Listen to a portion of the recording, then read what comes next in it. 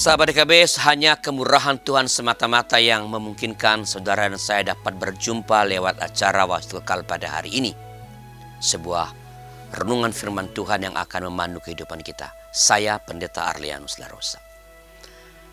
Sahabat, renungan kita pada hari ini Rabu 4 September 2024 ditulis oleh rekan saya Pendeta Esi Esen dari GKI Halimun Jakarta dengan judul Pandai dan Mengasihi Allah serta Sesama, yang dilandaskan pada Injil menurut Markus pasal 7 ayat 9 sampai ayat 23. Mari berdoa sebelum membaca Alkitab.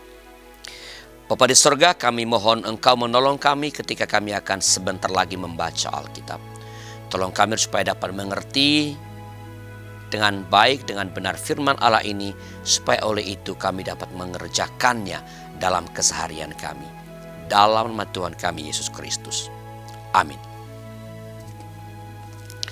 Saya akan bacakan Markus 7 ayat yang ke-9, demikian firman Tuhan. Lalu Yesus berkata kepada mereka, sungguh pandai kamu mengesampingkan perintah Allah supaya kamu dapat memelihara adat istiadatmu sendiri. Sahabat, apakah mungkin seseorang dengan kepandaian yang mengagumkan tetap mengasihi Tuhan dan tidak menjadi angkuh karena kepandaiannya? Ya, John Lennox adalah salah satunya. Dia adalah seorang profesor matematika dan filsuf ilmiah dari Britania Raya yang mengajar di Universitas Oxford. Dalam beberapa kesempatan, Lennox menyampaikan argumen yang cerdas, lugas, dan rendah hati dalam debat umum yang dilakukannya dengan orang-orang yang menyangkali keberadaan Allah.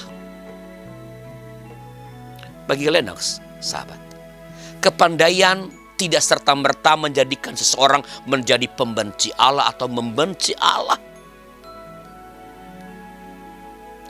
Tuhan Yesus mengkritik orang-orang yang mencari kenyamanan diri dengan mengabaikan kebutuhan sesama. Pada zaman itu, ada kelompok atau sekelompok orang yang begitu pandainya mengabaikan kewajiban mempedulikan orang tuanya dengan alasan memberlakukan peraturan agama. Padahal, apa yang mereka katakan sebagai peraturan agama itu hanyalah tradisi, bukan hal yang utama. Kepandaian yang seperti ini adalah kepandaian yang jahat dan tidak layak dihidupi oleh umat Allah. Sahabat, kemampuan berpendapat itu tentu saja baik. Tetapi kepandaian harus dihayati sebagai pemberian Allah. Dalam kesadaran ini maka kepandaian harus diimbangi dengan kerendahan hati dan kepedulian kepada sesama. Ada sikap wedi asih kepada Allah yang kemudian melahirkan welas asih kepada segenap ciptaan Allah.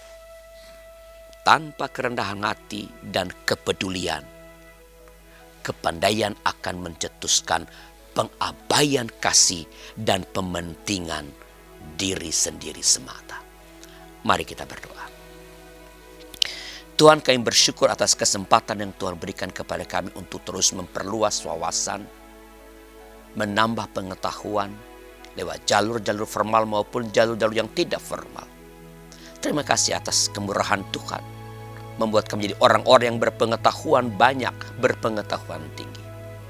Biarlah kami boleh memanfaatkan pengetahuan kami itu untuk jadi berkat bagi sesama kami, dan tidak sebaliknya memakainya, memanfaatkannya untuk mengagungkan diri, menyiasati sesama, membelokkan yang benar. Biarlah kepandaian pengetahuan luas yang Engkau anugerahkan kepada kami manfaatkan untuk kebaikan bersama.